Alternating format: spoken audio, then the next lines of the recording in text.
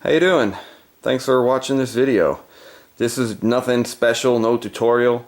I just make videos documenting some of the old memories and hardware that I have, and I'm an organized hoarder, meaning that I like to keep things and keep them organized, not just piled up everywhere. So I have an archive per se in which I like to keep organized, and I found these three pieces of hardware that I'm putting away somewhere back in the days when I was heavily into the 360 modification scene.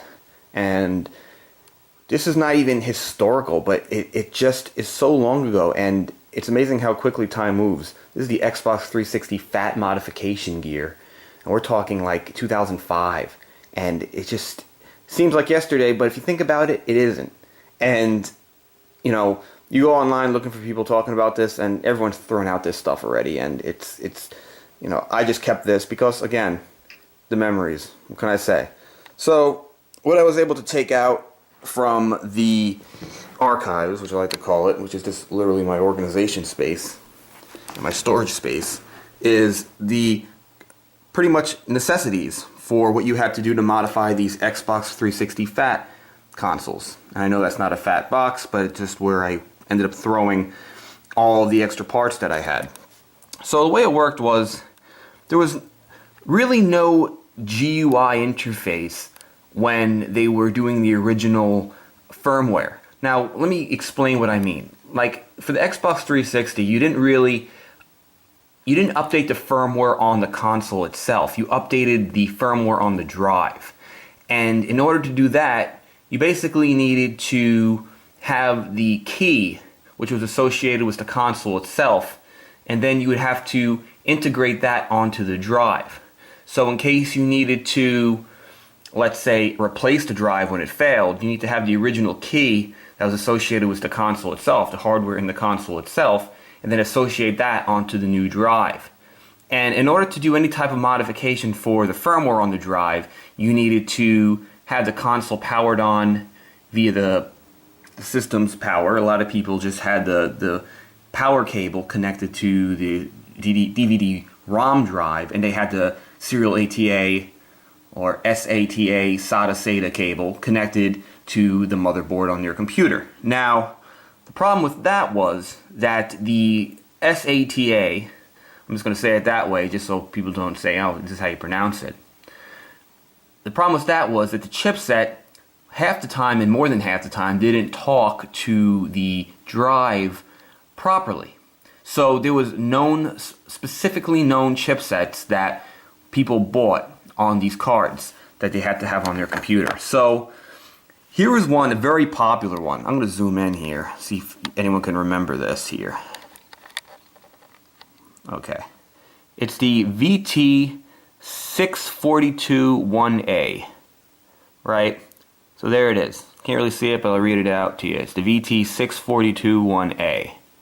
And now, there are other chipsets that would have worked, but this was the popular card, and it's funny. And I kept this because I remember I bought this, right?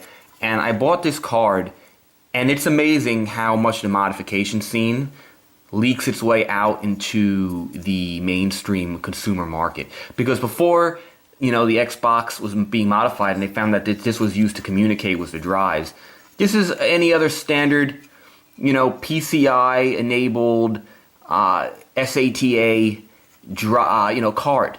So it was only until these manufacturers, like these websites, realized that people were using this card for that they suddenly jacked up the price.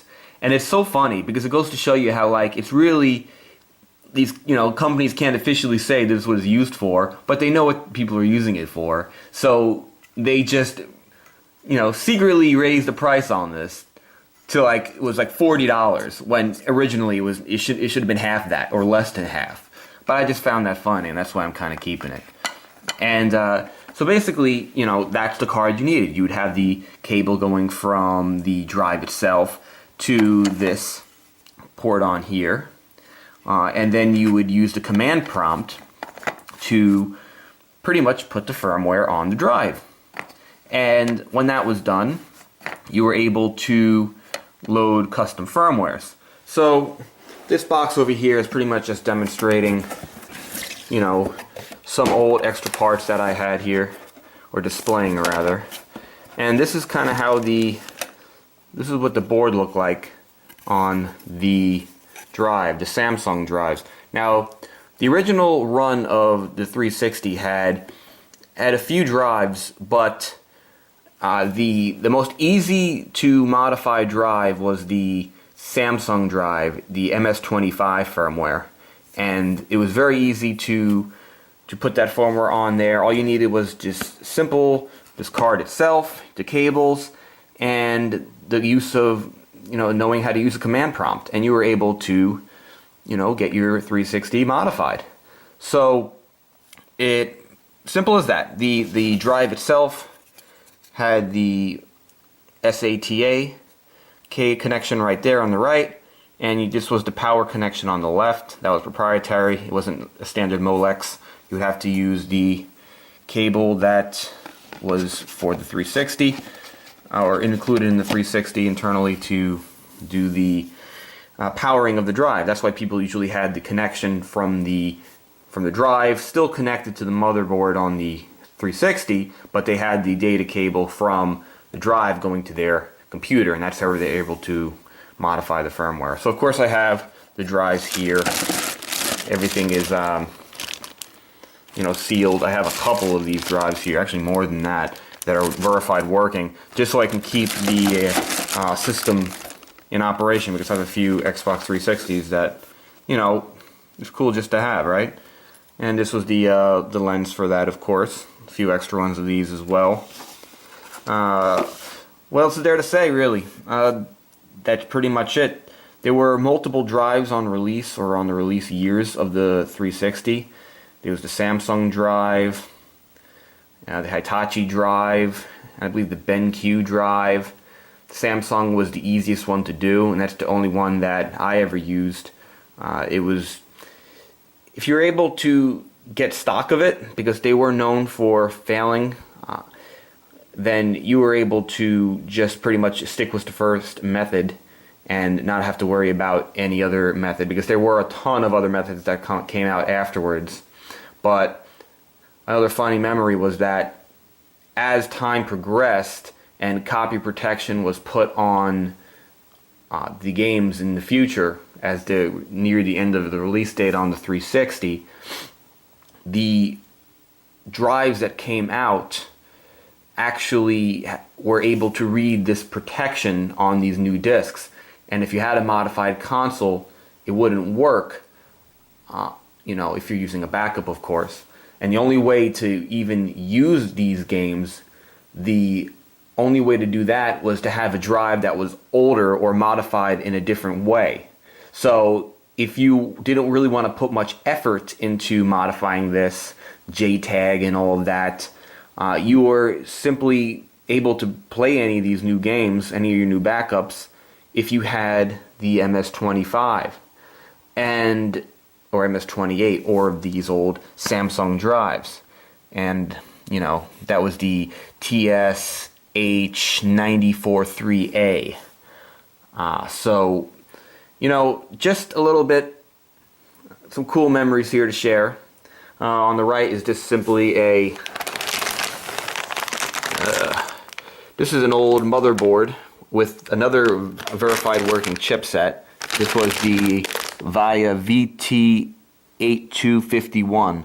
That worked as well, and I kept this because I didn't even need to use this card. Eventually I found out that there was another card, chipset that operated perfectly without needing to install another PCI enabled card, and I was able to, you know, put the firmware on other drives without needing that card. So that's pretty much it. I'm not going to do any tutorials or anything like that. I'm just explaining some of the hardware that was used at the time, because you know what's going to happen. You know, just like anything, the stuff gets buried under the pages of history, and you know, it's really more for me and just to remember all the things of the time that I used to do, and you know, console modification and things of that sort. So that's pretty much it. And yeah, it even says jump in. I didn't even realize that. That was the ancient slogan from even back in the day. I guess they were still putting it on these boxes. You know, even for these the 250 gigabyte version of the new console. So, alright, well, take care, and once again, thanks for watching the video. Take care.